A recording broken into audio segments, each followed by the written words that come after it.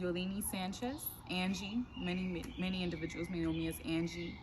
My pronouns are she, her, and ella. I come from Miami, Florida, 305. I am Dominican. But those are just some salient identities. I guess also a master's graduate. I just graduated from the University of Kentucky with a degree in education and with a concentration in counseling psychology. My dreams and desires started long before today, as my dad has made you very aware, I'm pretty sure. Being a student at Miami Jackson Senior High School, a graduate, an alumni today, is extremely beautiful. It's something that I would never want to, I guess, trade it for anything else. And I've shown that, and I've displayed that, but many people do not know the back end of what it took to even get to this point, right?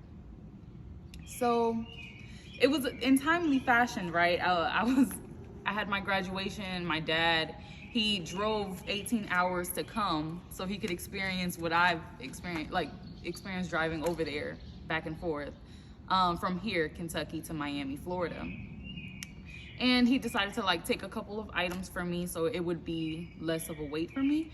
And I ended up finding my yearbook, which is extremely timely for this video, right? Everything happens in God's timing. And I was able to reflect a little bit more on how extensively involved I was within my school, and just even aspects of my school spirit and what that looked like. Listen, I literally bleed green and gold, and you could tell from a lot of the excerpts that I've written and pictures that are here. But I will say there were a lot of things that I wished Miami Jackson could have had. I know we had a really grateful attitude, because Miami Jackson was not the A1 school from the beginning. We all knew it to be, especially in the neighborhood, a CDF school, but we were able to raise it up, especially with our test scores, with amazing administration, like Principal Carlos Rios, as far as aspects of the vice principal, but now he's the principal, Principal Saavedra. Just amazing. Miss Barreto. And we were just always amazing as far as extremely involved. I was lived in the office, but there was only so much I can do as a student, right? And I realized that when I was only a sophomore, I believe, or junior actually, and I was in a cosmetology program at my school. We had a lot of different programs, maybe not as many as other schools, but we did have something. So as far as the business school, the business administration side, and we also had if you wanted to be a part of JROTC, if you wanted to be a part of dancing, art, different things like that. But also there was cosmetology, which gave us an opportunity to be licensed while going to school, and figuring out ways to kind of make money on the side to kind of build our own hustle, right? While still going to school, which is extremely important. And we know that to be now. Now I see that as extremely important at going into the real world, right? However, I completed 1 year of the program and I learned so much. It was amazing. Knowing that my second year would have been me actually doing nails and understanding I had a really great foundation, but the second year would have been me kind of rounding that out and obtaining my license. I was doing nails, hair, and even feet, pedicures and things like that also. However, I remember I came back to school and then the program was just gone. It wasn't on my schedule. I was just confused. I spoke with the principal, because we had a really great relationship at the time too, and as I was extremely involved as a sophomore, freshman, I was a part of the student government at that time too. Not student government specifically, but as far as freshman board, sophomore board, things like that. When I asked him, and he was just saying that it was a funding concern, it was a funding issue. And at that time, I didn't really understand what it meant to resist, to really fight for the things that you need, for the things that you want. And I mean, I basically lost a full year of experience for what? For nothing. And it could have been an opportunity for me to build on my experience, to get money on the side, to be licensed. You get what I'm saying? Like, to have those type of experiences that many of my other colleagues and friends had at Miami Northwestern, for example. But the difference is that we didn't have the funding. So I am to leave my school, a school that I have already built so much relationships with, connections. I was a part of the auxiliary, I was a part of the band. I was a part of so many different orgs, and I mean, I saw it done before. I saw people leave, but I don't think that I wanted to kind of set that example, especially because it was just so, like, Miami Jackson is such a prestigious school to me, and like I saw it coming from like the ground up essentially, and I wasn't about to leave that. I mean, I felt like, okay, well, maybe something else will show up eventually. But the fact that we didn't have that opportunity because of funding, who's to say how many other opportunities that we didn't have because of funding?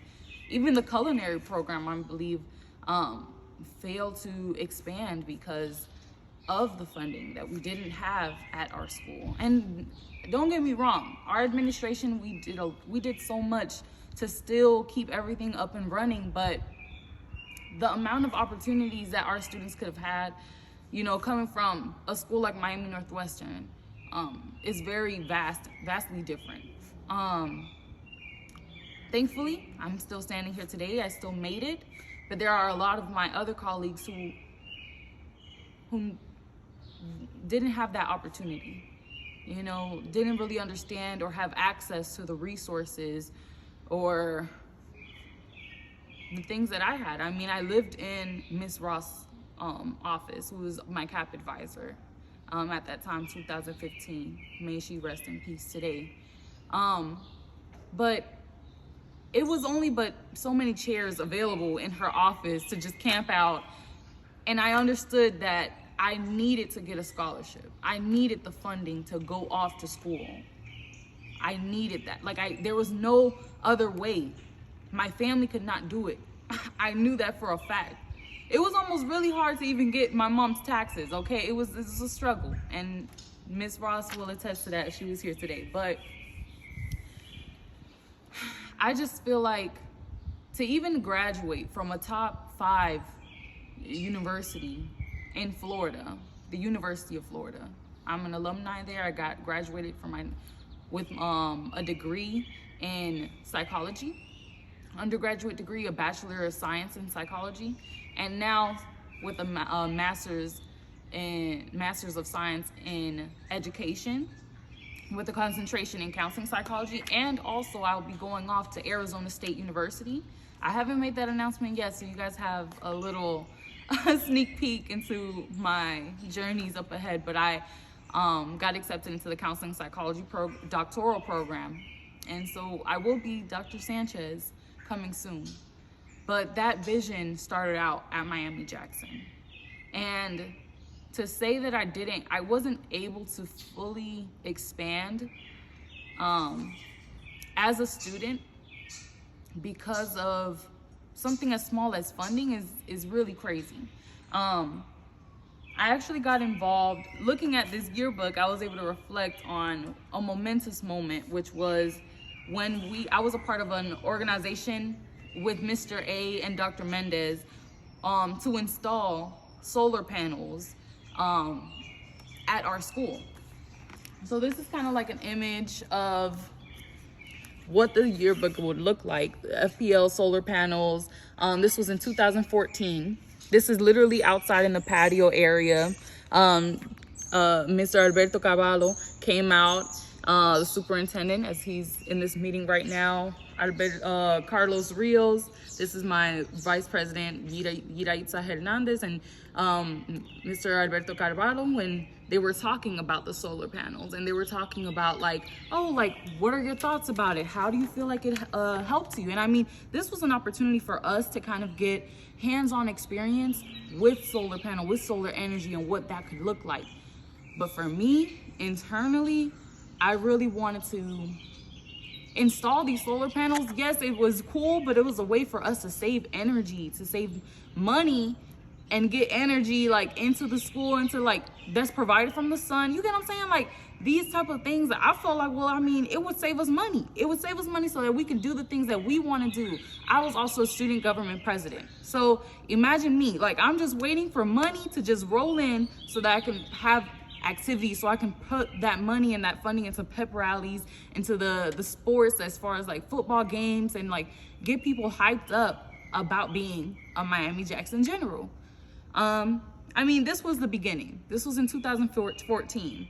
And it was very small. There was only a couple of solar panels that literally kind of powered up like a few TVs in the walking area in the hallway. But I felt like it was a start. I felt like this could be a start to maybe the whole school potentially being powered up by solar panels, or something like that, to where we can save money and have renewable energy to then fund and funnel into other programs and initiatives in the school. And now I wish that we could have that opportunity as well. We don't have a lot of a really strong alumni network. However, we do have it in a different way, whereas it's very strong in service. We come back, we give back, the drill team gives back. You get what I'm saying? Like, we provide our bodies and our minds and creativity as service to keep that drive going in the university, but it looks different. I just graduated with a master's, and we know, graduate students know, like, and some of y'all may know, it's a struggle financially. I don't have it to be giving back to Miami Jacks. I could really provide the resources, the things that I'm learning. But that's all I can do. And now it's up to y'all. You all are the ones that can make that decision. You kind of have a little bit more context. And this is just me. I'm one of many. And I know I'm a big voice as far as being SGA president, and the amount of time and dedication that I gave to my beautiful high school. As an alumni, I'm very proud of the heights that we have reached, but I just feel like if we had a little bit more support from administrators, Superintendent Alberto Carvalho. We have a quote here from your speech when you said, "I started out my teaching career at Miami Jackson Senior High School. It's exciting to know that we have these resources to provide students with hands-on dynamic experiences to learn about complex subjects such as the science of solar energy." Followed by our principal, Carlos Rios, saying, "Our students deserve the best education possible. And this is yet another resource for them to continue to achieve greatness." My vice president, this was a senior class vice president, Yiraitza Hernandez, had said, 2015, had said, "It was nice having Superintendent Alberto Carvalho ask for my opinion on the effect of the solar panels being used at our school. But we need your help. As an alumni, as a former educator, we need you to understand that conservation is not meant to just stay in one place. It's meant for us to be able to continue the legacy." And I believe that's exactly what my dad is trying to do with expert technology choice. And if you just give him the time and listen to him, I believe that you will be enlightened by so much more. And this is just one student that he's highlighting, of course, but there are many more just like me. I promise you that. Maybe not exactly like me, because I'm very unique, but we have to bridge the gap. We have to bridge the gap, and it starts with us, and it starts with you. So what are you gonna do about it? Okay, thank you so much for your time. I really appreciate you listening to me and my story. I just, thank you, thank you, thank you. I know that we're in a busy time right now, but this matters. So, thank you.